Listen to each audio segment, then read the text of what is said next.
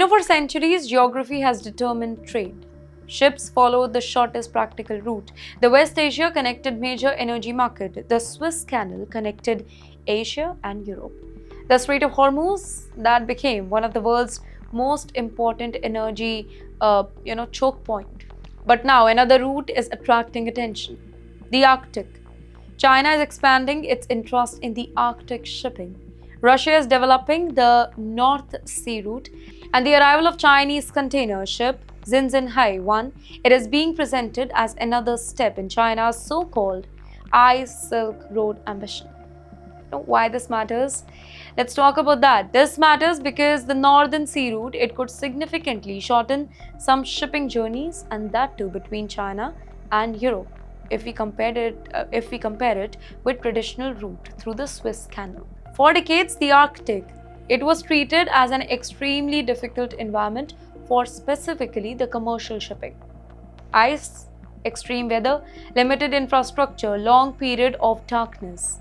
And then there is expensive operations also. But unfortunately, climate is changing. Yes, climate changes and advances in Arctic shipping technology are changing the whole calculation. And then there is geopolitics. The Red Sea has faced instability. West Asia is experiencing repeated conflict. The Strait of Hormuz remains strategically sensitive.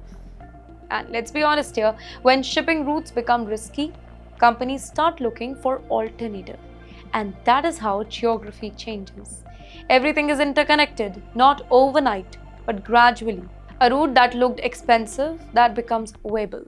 A port that was once considered remote, that becomes strategically important. A country that once had little influence over global shipping suddenly becomes essential.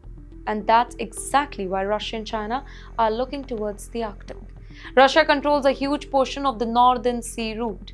China wants greater access to Arctic trade. Together, they can potentially create an alternative corridor between Asia and Europe. And now let's be very careful. This does not mean that the Strait of Hormuz is now irrelevant. Well, it does not mean the Arctic will immediately replace the Suez Canal. And it certainly does not mean global shipping is about to abandon traditional routes. The Arctic still faces a lot of practical challenges, but strategic planning is what it could happen next. And yes, Russia and China are clearly thinking about the future. The world is building alternative energy route, alternative supply chain, alternative trade corridor, alternative manufacturing hub.